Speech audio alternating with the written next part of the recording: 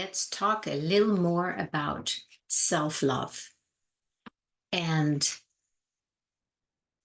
the only reason to not love yourself, do you have a reason to not love yourself? And I really mean this very seriously. Do you have a real valid reason to not love yourself? And if you do, what is the benefit? What does that do for you and the world? It's quite a deep question, isn't it? And I will tell you the only reason that I can see to not love yourself is simply ignorance.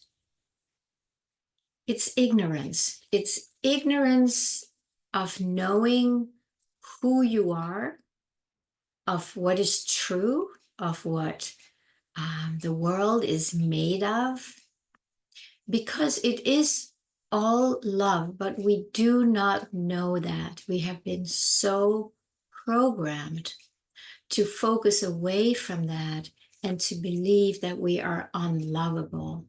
And when we feel we're unlovable, we do not love ourselves. I mean, that makes sense. If you feel that you are lovable, you will be very loving to yourself, right? So the reason is simply ignorance and programming, that we have been programmed to believe that we are unlovable, there's something wrong with us, we don't deserve it, we have to work hard to receive it, to deserve it. It's all BS. It really is. Never would not loving yourself benefit anyone or anything at any time for any reason. That is how strong I feel about it. And of course, I call myself a self-love mentor, and I've done that for many years. So I'm a strong advocate for self-love when it is applied in the right way.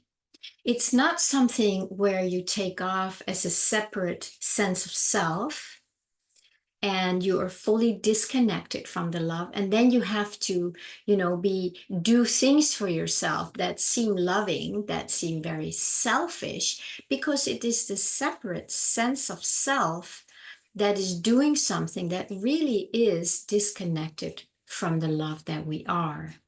So the word selfish, I mean, I just said it, so now I want to just see what else there is going on here with, is it selfish to love yourself? Because I think a lot of people also have been programmed to believe that. And it is those beliefs that make us separate. It simply separates us from the source, the flow, the fulfillment, the infinity of love. Programs, beliefs, ignorance. It's like we sever that connection, and then we are living here without love. And it is miserable. Have you noticed?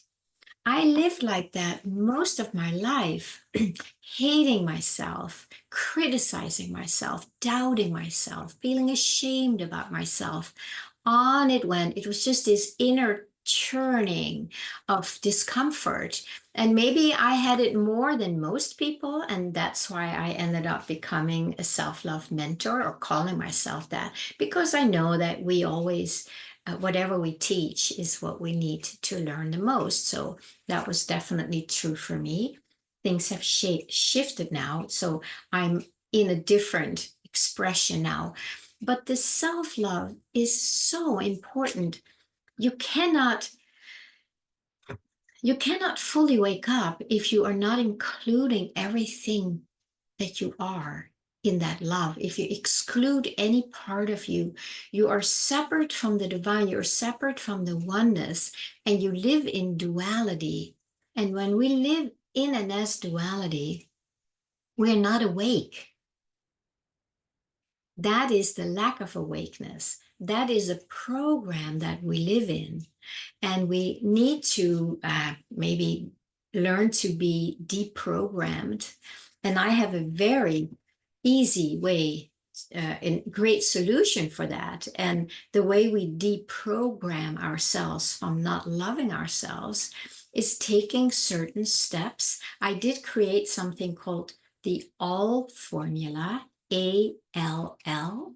A stands for allow, the first L stands for listen, and the third L stands for love, or also sometimes learn. So when we follow those steps, where we first learn to allow whatever we are resisting or suppressing or hating or trying to get rid of, pushing away. So that behavior of that is the duality, right? That's when you create a gap. And this gap that we create by pushing our experience away, that is where the stress and the anxiety and the depression and the lack and the struggle lives. So by pulling back, basically our own pushing away, when we stop doing that, we come back and we allow what we are experiencing, we allow it. We don't have to love it yet. We don't have to be happy about it. But the first step is to stop resisting it and getting rid of it. That will never ever work. That will just widen the gap of duality. And the wider it is, the more we struggle, because this space here gets bigger and bigger, and we feel further and further away from the source of love, which we already are. So why not start extending at least a kindness, a sense of love to the parts that we have been trying to get rid of? You don't need to like, oh, I so love you now. It doesn't work that way, but we can start extending some kindness because of the pain that we are imposing on these parts by trying to get rid of them. And by the way, nobody is perfect here, and that's not the goal. The goal is to just become who we are, and that is love. So we can also extend kindness and love to our imperfections. They usually become more perfect when we do that, because the tension and the pain and the separation starts dissolving. And in that, we drop back into the perfection that we are. So the allowing is a great first step. And then once we allow something that we have been resisting, then we can actually listen to it. It's like, oh, so instead of me pushing you out there, I can just let you be here now. And now let me listen to, what is going on with you? Tell me, it's you're hurting, you're angry. So we start listening to these parts, and then they can have a voice, they can have an expression, there might be tears, a lot of emotions coming up. And then we can meet that with a kind, loving, open, listening ear or heart. It's probably more the heart. And then they can start relaxing a little bit, right?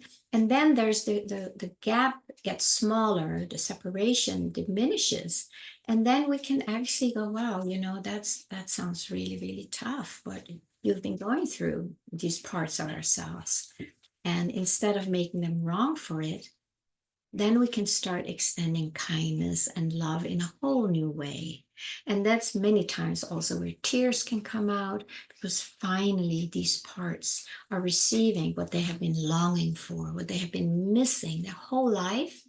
And when you've lived with such a contraction where you thought, there's something wrong with me, and then when you start just being kind and loving and allowing it, that tightness, that frozenness starts melting, and it often comes out in tears. And those are the healing tears. They just start dissolving that harness that we have been living as if it was true. So that's why I do think that self-love is a very, very important step for all of us. And there really is no real reason to not love yourself. It is purely ignorance, and ignorance can be remedied by information, by understanding, by listening, right? Then it's like, oh, the ignorance is being heard. And I was like, oh, so maybe there's nothing wrong with me. I just had this experience and I contracted around it. And the more I contracted, the more I felt separate from love. And the more then I believed how there was something wrong with me. And on it goes. And, we're off on this long, long journey of suffering. So just see if you are able to, if this resonates with you, what I'm sharing, see if you're able to extend some kindness and some allowing and a listening ear to anything inside of you that you don't like. You may hate it even, you may want to get rid of it. Would it be possible for you to just change that attitude a little bit and change the way you relate to these parts? And then see what happens. It might be very magical.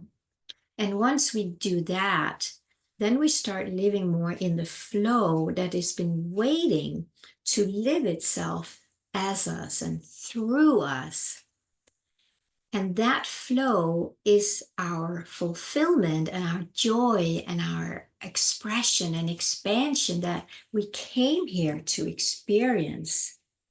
And as I've been talking a lot about, this flow is something we feel as a sense of longing, something we long for.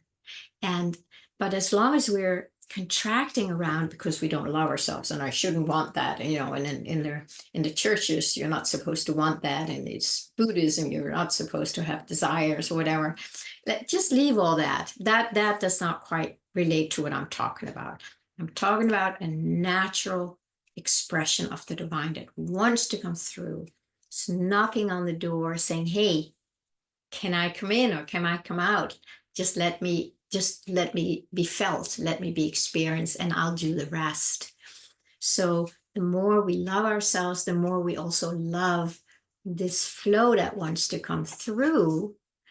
And that is where synchronicities and magic and fun and love and fulfillment start happening more and more in our lives, simply because we are not resisting it anymore.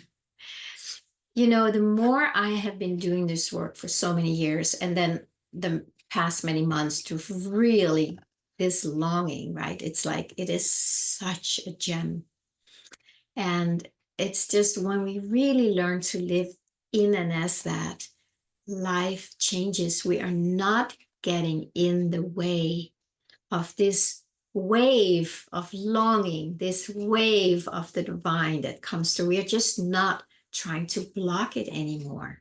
We're like, okay, let's go. Feel it. Feel the joy when that actually is allowed to come through. And then you just almost like sit back and wait to see how that's going to show up in life, because we don't know. We don't know. It's not like with these details. It's just this feeling, this flow, and this longing. So I know I've been talking a lot about it, and I might continue that for a while because it feels like it is one of the most important things that we can do now to really make ourselves available for these new energies, the higher frequencies to come through, to lift the heavier frequencies that we all live in. You just have to turn on the news somewhere and you'll be aware of it, right? So we need to be the bringers of this light. And that's what we came here for. Maybe you came here for that too.